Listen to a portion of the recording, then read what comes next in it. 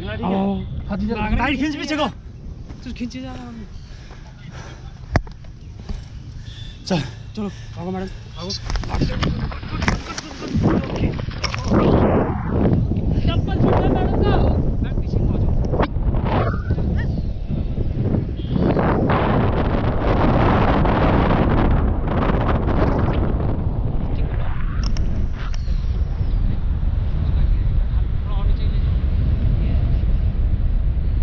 अब ऊपर उठाइए स्टिक और ऊपर उठाओ।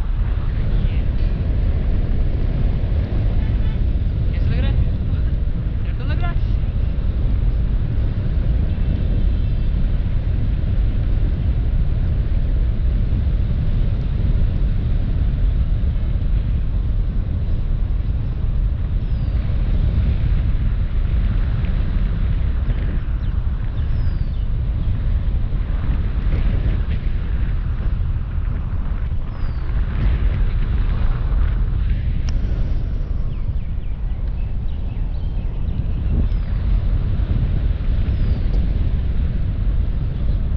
हाथ छोड़ दो मैम, आराम से बैठो, कोई दिक्कत नहीं है।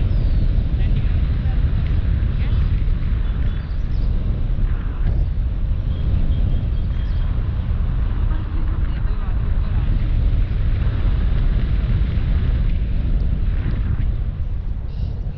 पैर ऊपर है, दोनों पैर लचक कीजिए ऊपर।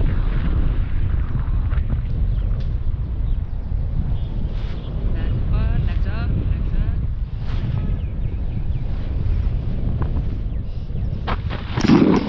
बैठे रहो ऐसे ही।